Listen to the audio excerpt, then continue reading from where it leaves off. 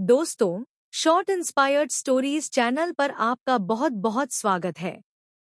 Video शुरू करने से पहले कृपया आप मेरे चैनल को सब्सक्राइब जरूर करें और साथ में बेल आइकन को भी दबा दें ताकि मेरे नए वीडियो का नोटिफिकेशन आपको मिल जाए। और अगर वीडियो अच्छा लगे तो कृपया लाइक, कमेंट और ज़्यादा से ज़्यादा शेयर करें।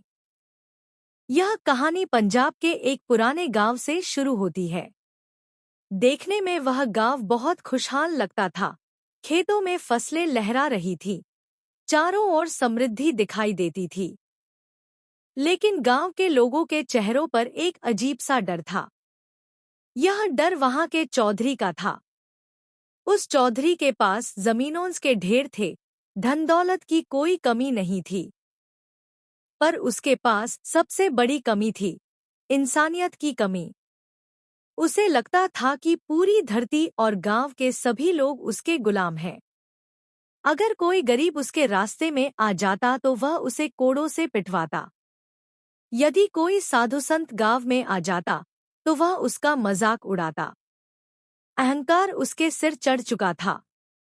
वह भूल गया था कि जिस मिट्टी पर वह घमंड से चलता है, एक दिन वही मिट्टी उसे अपने अंदर समा लेगी। एक दिन दोपहर के समय धन श्री गुरु नानक देव जी और भाई मर्दाना जी कीर्तन करते हुए उस गांव की गलियों से गुजर रहे थे। गुरु साहिब के चेहरे पर अपार शांति थी और आंखों में अकाल पुरुष की मस्ती झलक रही थी। भाई मर्दाना जी रबाब बजा रहे थे। उन्हें दुनिया की कोई परवाह नहीं थी। वे तो बस अपने मालिक की रजा में चलते जा रहे थे। जैसे ही वे चौधरी की हवेली के पास से गुजरे, चौधरी की नजर उन पर पड़ी। वह अपने साथियों के साथ बैठा था और शराब के नशे में धुत था। जब उसने देखा कि दो फकीर बिना उसे सलाम किए, बिना उसका डर माने उसके दरवाजे के सामने से गुजर रहे हैं, तो उसका अहंकार सांप की तरह फन फैलाकर खड़ा हो गया। वह गरज कर बोला, इन भिखारियों की इतनी हिम्मत! मेरे गांव में मेरी इजाजत के बिना घूम रहे हैं। न सिर झुकाया, न सलाम की। उसने तय किया कि वह उन्हें सबक सिखाएगा।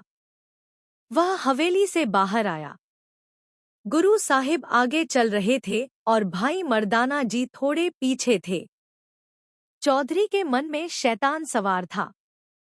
उसने सोचा कि गुरु साहिब से कुछ कहने की बजाय पीछे चल रहे रबाबी को निशाना बनाया जाए। वह दबे पांव चोरों की तरह भाई मर्दाना जी के पीछे पहुंचा। उसने सोचा कि पूरी ताकत से उनकी कमर पर लात मारेगा ताकि वे मुंह के बल गिर पड़े और पूरे गांव में तमाशा बन जाए। क्रोध और अहंकार में अंधा होकर उसने अपनी टांग पूरी ताकत से हवा में उठा ली। बस कुछ ही पलों में उसका पैर भाई मर्दाना जी को लगने वाला था। लेकिन उसी क्षण एक चमत्कार हुआ। उसकी टांग भाई मर्दाना जी को छू भी न सकी। अचानक उसका पूरा शरीर जड़ हो गया। उसकी टांग हवा में ही रुक गई। न वह नीचे आ रही थी, न पीछे जा रही थी। वह एक टांग पर खड़ा पत्थर का बुत बन गया। उसने पूरा जोर लगाया, दांत भींचे, पसीने से तर हो गया, लेकिन टांग टस से मस न हुई। यह कोई जादू नहीं था, यह उसके अपने अहंकार का बोझ था जिसने उसे जकड़ लिया था। वह डर से चिल्लाने लगा, बचाओ! मेरी टांग को क्या हो गया? उसकी चीखें सुनकर भाई मर्दाना जी पीछे मुड़े। जो व्यक्ति उन्हें मारने आया था, वह खुद तड़प रहा था। गुरु नानक देव जी रुके, पीछे मुड़े और शांत दृष्टि से चौधरी की ओर देखा। चौधरी रोते हुए बोला, हे फकीर, मुझे माफ कर दो। मुझे नहीं पता था आप कौन हैं।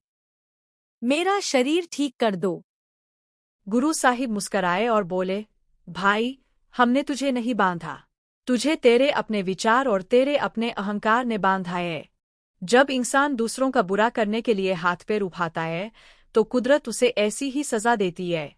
भाई मर्दाना जी का दिल पिघल गया। उन्होंने विनती की, दाताजी, इस मूर्ख को क्षमा कर दीजिए। गुरु साहिब ने कहा, जा चौधरी, आज के बाद यदि तू अपने पैरों का उपयोग किसी गरीब को दुख देने के लिए करेगा तो ये हमेशा के लिए बेकार हो जाएंगे, लेकिन यदि सेवा करेगा तो सुरक्षित रहेगा। चौधरी गुरु साहिब के चरणों में गिर पड़ा।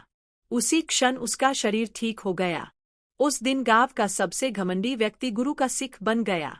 लेकिन इससे पहले भाई मर्दाना जी ने एक और भयानक परीक्षा का सामना किया था।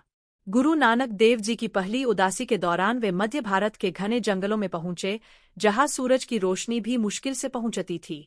कई दिनों से भाई मर्दाना जी ने कुछ नहीं खाया था। भूख से उनकी हालत खराब थी।